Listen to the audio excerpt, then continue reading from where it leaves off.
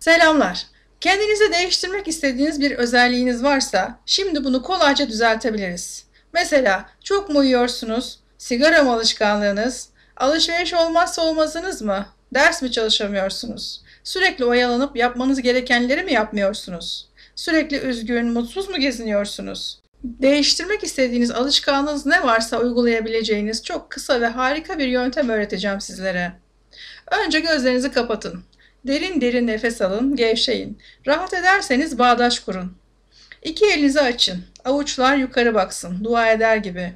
Sol elinize o istemediğiniz davranışı yapan kendinizi koyun. Mesela tembel sen ya da işlerini erteleyen sen ya da sigara içen sen, çok uyuyan sen. Sağ avucunuza bilge sen, yani bilge kendinizi koyun. İçinizde bir bilge var, özünüz, onu koyun. Aslında o bilge de bu davranıştan çok rahatsız ve istemiyor. Sol avucunuzdaki siz, uykucu, tembel, kumarbaz, sigara içen, sürekli yiyen, kilo alan vesaire. Kendinizde istemediğiniz bir özellik taşıyor. Sadece bir istemediğiniz alışkanlık, davranışınızı koyun ortaya. Her çalışmada bir tane sorun çözün. Şimdi bir örnek üzerinden gidelim.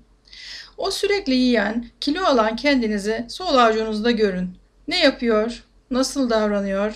Duygu durumu nasıl? Mutlu mu? Halinden memnun mu? Değişmek istiyor mu? Sol avucunuzdaki çok yiyen kilolu kendinize sorun. Bana sürekli yedirerek neyi elde etmek istiyorsun? Bana niye habire yediriyorsun? Bundan kazancın ne? Ne elde etmek istiyorsun? İçinize doğan cevabı dinleyin. Doğru yön odur. Tekrar sorun. Kilolu olmamı istiyor musun? Kilolu, şişman olmam iyi bir şey mi? Sence kilolu mu olmalıyım? Bundan kazancın ne? Ne elde etmek istiyorsun? Cevapları bekleyin. Sakince, kızmadan, sinirlenmeden yanıtları bekleyin. Sol avucunuzdaki sizin, söylediğiniz sözler sizin gizli niyetlerinizdir. Bilinçaltının bunu size yaptırmasında mutlaka kendince iyi bir niyeti vardır. Bir inancı vardır. Bu inancı, niyeti bulduğumuz zaman işimizin yarısı bitti demektir. Neden sürekli bana yediriyorsun sorusunun cevabı, mesela mutsuzum, yemekle mutlu olmaya çalışıyorum, kendimi beğenmiyorum, yetersizim olabilir. Şimdi sağ avucunuzdaki bilge sen konuşsun. Mutlu olmak için yiyeceklere sarıldığın zaman bu bize kilo ve çirkinlik olarak dönüyor. Hem sağlıksız bir bedene sahip oluyoruz hem de üzgün birine dönüşüyoruz. Sen mutlu olmaya çalışırken aslında üzgün, kilolu ve sağlıksız oluyoruz. Gel bu kararı beraber değiştirelim. Sürekli bir şeyler yiyerek mutlu olmak imkansız.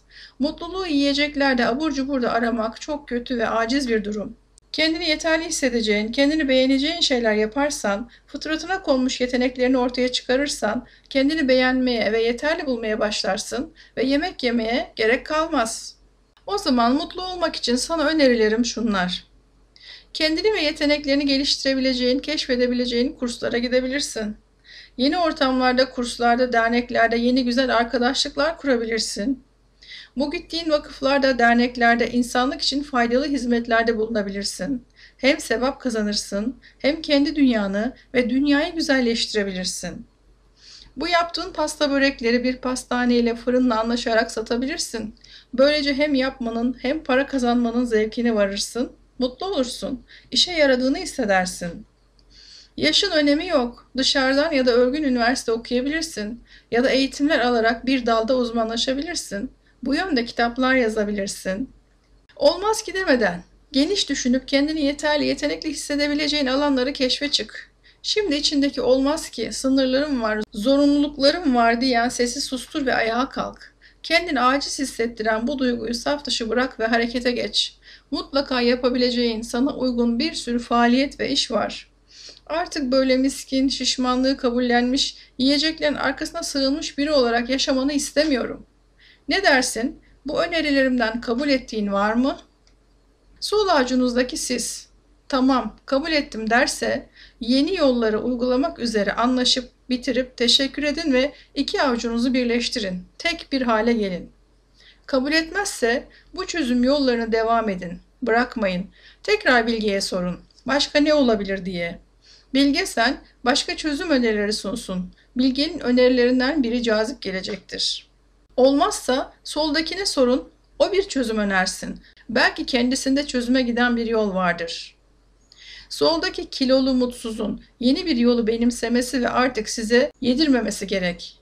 Anlaşma sağlanıp her iki tarafın el sıkışıp yeni karara geçmesi gerek. En son iki avucunuzu birleştirip tek hale gelmeyi hatırlayın.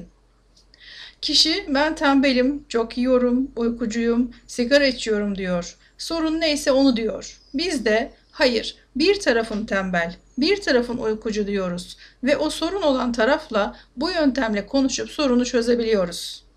Kolay değil mi? Denemeye var mısınız? 15 dakikada işlem tamam ve neredeyse bütün sorunlarınızı uygulayabilirsiniz. Hayatı anlamlandırmak elimizde. Gereksiz, bizi rahatsız eden davranışlarımızdan, alışkanlıklarımızdan bir çırpıda arınıvermek elimizde. İkinci kitabım Özümün Ülkesine Dönüş'te daha başka pratik ve çok işlevli yöntemler de var. İnternetten kitabıma kolaylıkla ulaşabilirsiniz.